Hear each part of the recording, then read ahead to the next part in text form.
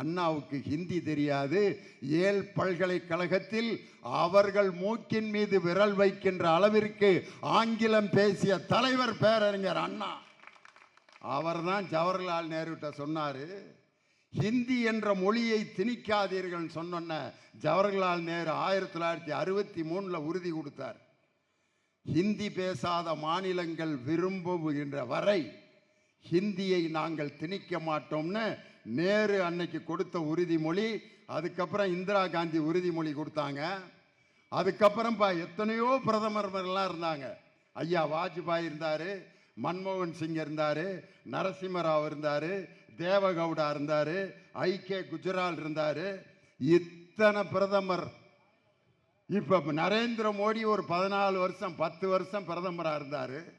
எப்பெல்லாம் இந்தியை திணிக்காம திடீர்னு இப்போ என்னடா இந்தி மேலே உங்களுக்கு பாசம்? என்ன காரணம் தெரியுமா? தமிழ்நாடு இன்று கல்வியில் மிகப்பெரிய வளர்ச்சி அடைந்திருக்கிறது. அந்த வளர்ச்சியை தடுப்பதற்கு 3வது மொழி ஒன்றை படிங்கடா அப்படின்னு கொண்டு வந்து திணிச்சிருக்கான்.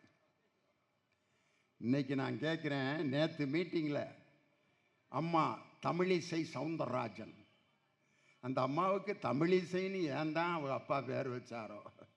பேசாமல் படா கானா சவுந்தரராஜன் பேர் வச்சிருக்கலாம்.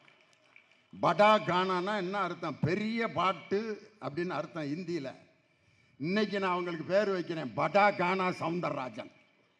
தமிழிசைன்னு ஏன் அந்த மனுஷன் குமரி ஆனந்தன், தமிழ் தென்றல்னு பேர் அவருக்கு. மேடையில் இலக்கியம் பேசினால் மணிக்கணக்காக அந்த பேச்சை கேட்டுக்கொண்டிருக்கலாம். இலக்கிய தென்றல் குமரி ஆனந்தன்.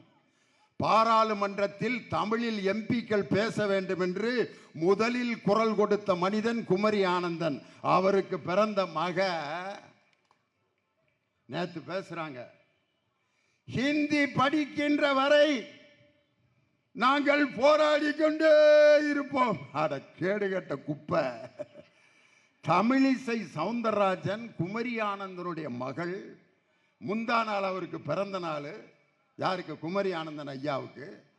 நீங்க போய் இந்தியிலையா வாழ்த்து சொன்னீங்க உங்க அப்பாவுக்கு? ஜனம் தீன் பகாய அப்படின்னு சொல்ல வேண்டியதானே? பிறந்த நாள் வாழ்த்துக்கு இந்தியில் அதுதான், ஜனம் தீன் பகாய. உங்க அப்பாட்ட அப்படி சொல்லியிருந்தீங்கன்னு வச்சுக்கோங்க, என்ன நினைப்பாரு? பிதாஜி பிதாஜி ஜனம் தீன் பகாய. அவர் இப்படியே பார்ப்பாரு, பிள்ளைய நல்லா தானடா பெற்றிருந்தேன், தமிழில் நல்லா பேசுகிறாங்கன்னு சொல்லி தமிழிசைன்லடா என் பிள்ளைக்கு பேர் வச்சேன். இப்போ எனக்கிட்ட வந்து ஜனம் தீன் பகாய அப்படிங்குதுன்ட்டு நல்லா தானம்மா இருந்த, ஏமா இப்படி ஆயிட்டேன்னு கேட்பாரா கேட்க மாட்டாரா?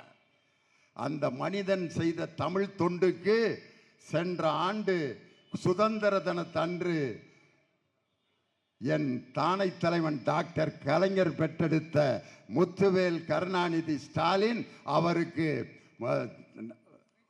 தகைசால் தமிழர் விருதை கொடுத்தவர் நம் தமிழகத்தினுடைய முதலமைச்சர். யாரு? குமரி ஆனந்தன்.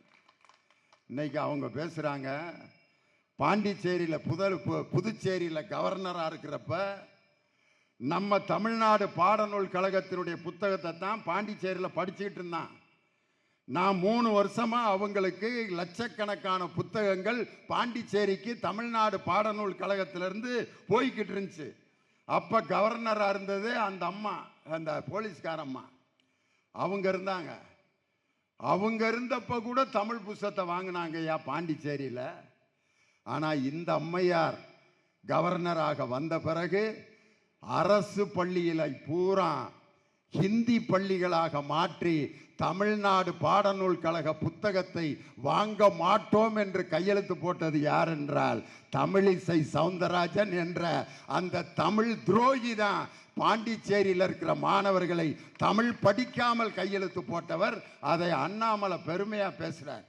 ஒரே கையெழுத்து எங்கள் அம்மா போட்டார். பாண்டிச்சேரியில் இருக்கும் அனைத்து பள்ளிகளும் மகசிரி பள்ளிகளாக, ஹிந்தி பள்ளிகளாக மாறிவிட்டது. வெக்கமா இல்ல? இதுக்கு பேர் தான் பாசிசம். செய்திகளை உடனுக்குடனும் துல்லியமாகவும் தெரிந்து கொள்ள சப்ஸ்கிரைப் பண்ணுங்க.